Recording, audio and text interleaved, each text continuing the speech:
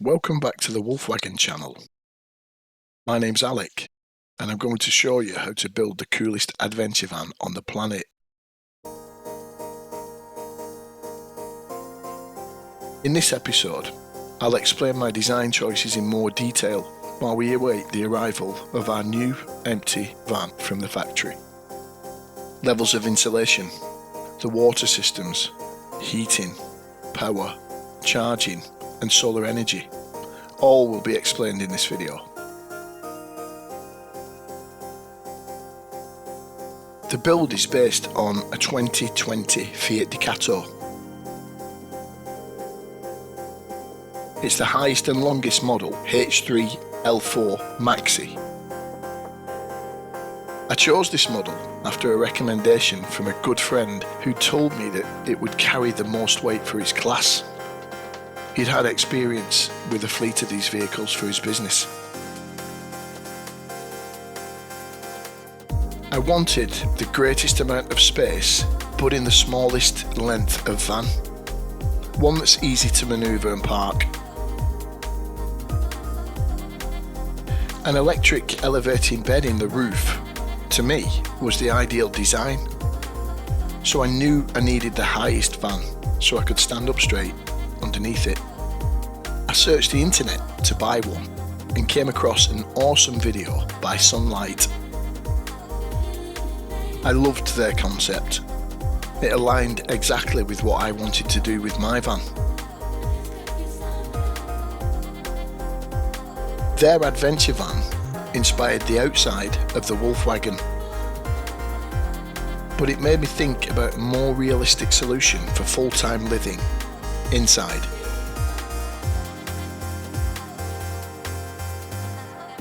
In practical terms, I didn't think their interior would work for someone who wanted to live full-time in a van.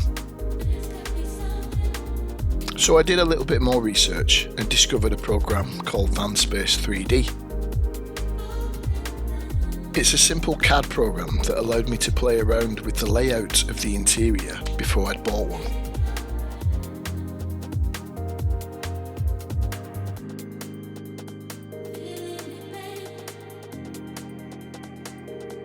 I never thought about doing anything like this before, and I knew it would change my life. So I focused on getting it right.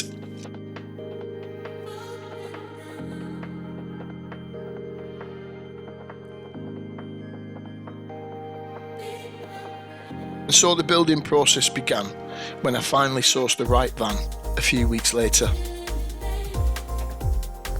Only got and bought a van. And I drove home absolutely buzzing.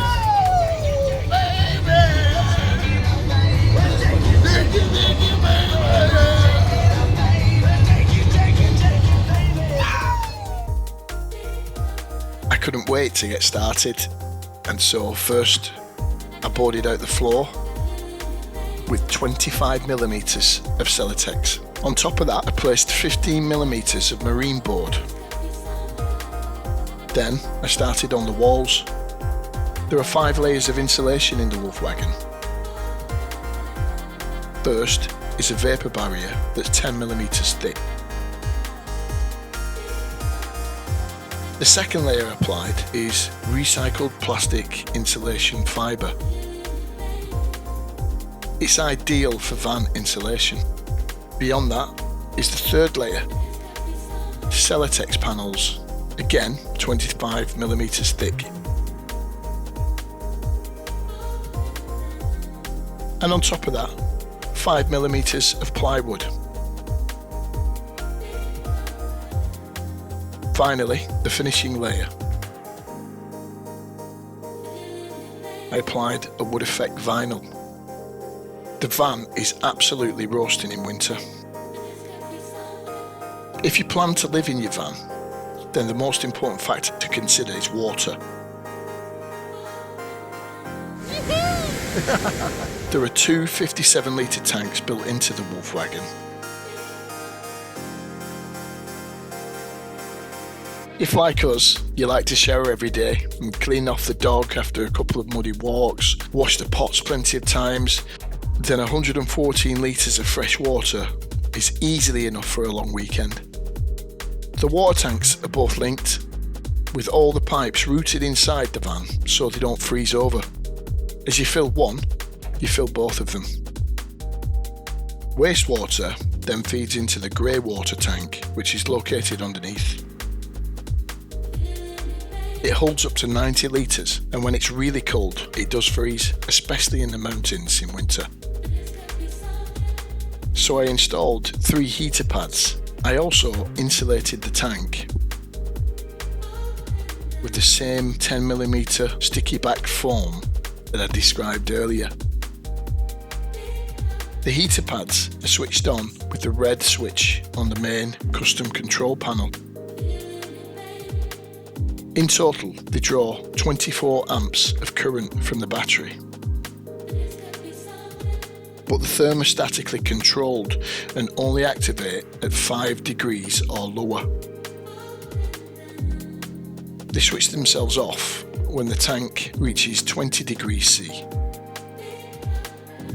The blue switch controls a motorised solenoid valve, and that opens up to release the wastewater when it's defrosted. This means that we can drain the grey water tank without leaving the mountains and don't have to get out to empty it. This is the wet room. It's at the back of the van and it's one of my favourite spaces. It's massive and warm because the heating systems are fitted behind the access panel. The shower tray is unique.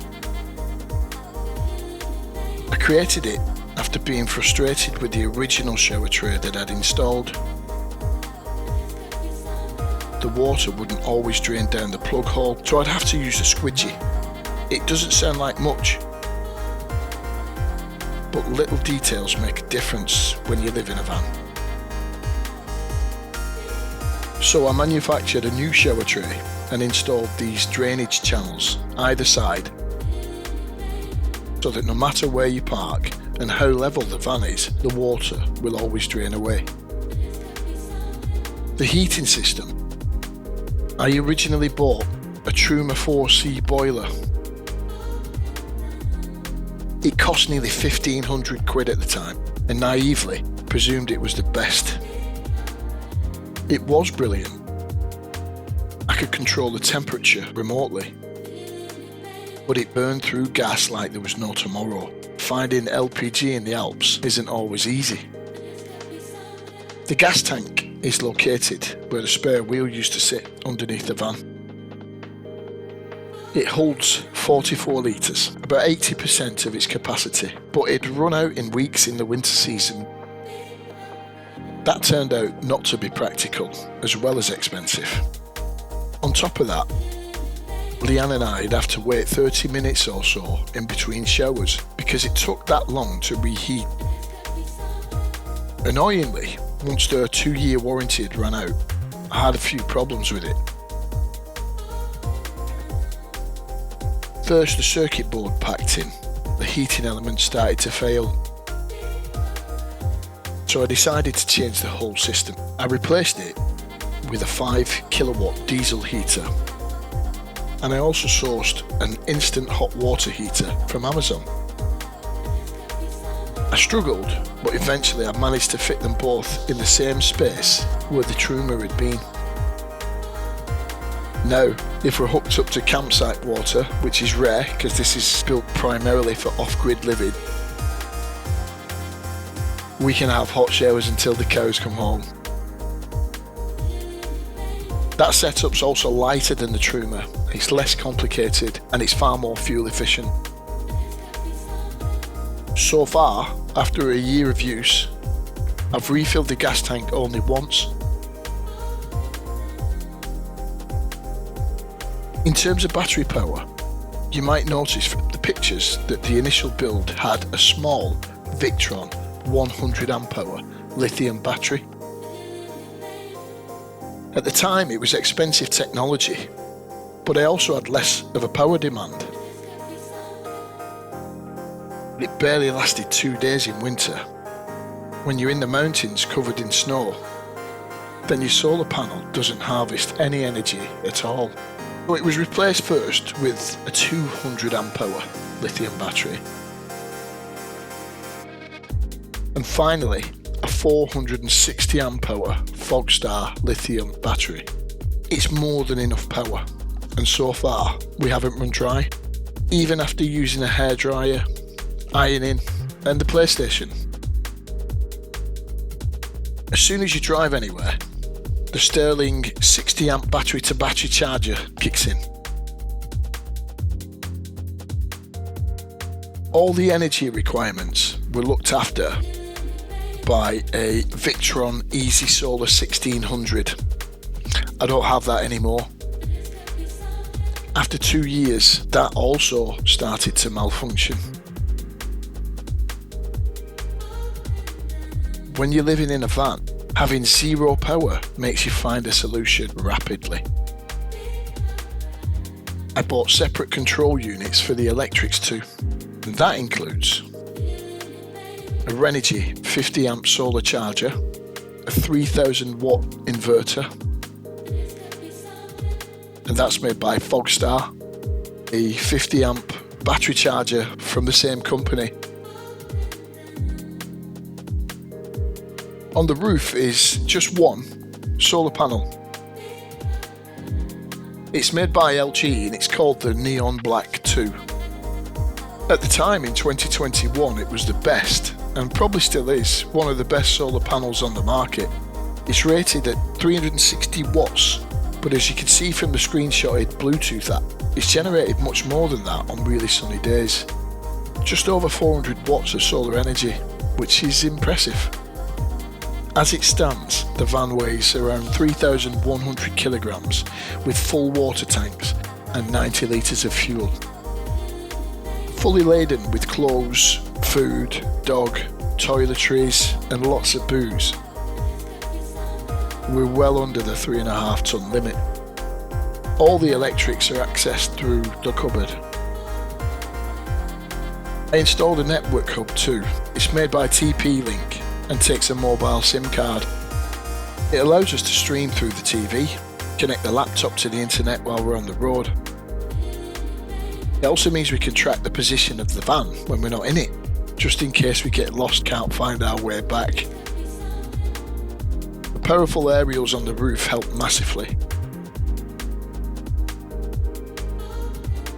From the start, I planned to install a decent sound system. I love music, but it's got to be loud and you've got to have bass. So the amplifier is made by Fosse Audio. It powers 2 modest Pioneer speakers and a 12-inch subwoofer made by JBL.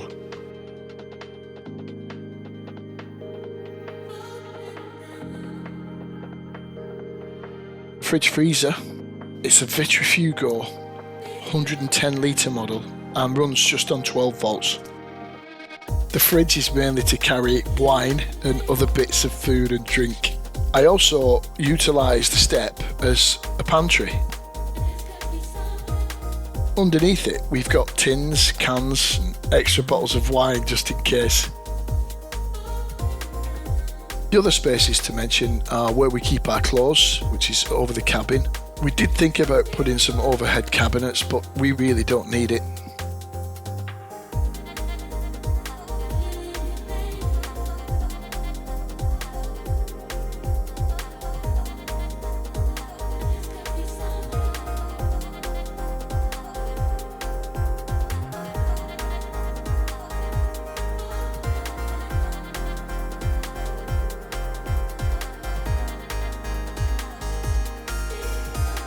The last place is the garage. It's not massive at 12 inches deep, but it's enough to carry deck chairs, spade, refill hose pipes, the shore power cables, snow chains, tyre inflator. It's also the place to extract the toilet cassette. Thanks for watching this second video. We're new to this. The new van is expected very soon, within days hopefully. So stay tuned for the next video, and I'll record the build from scratch, the Wulfwagen Mark II. Until then, stay blessed, stay free.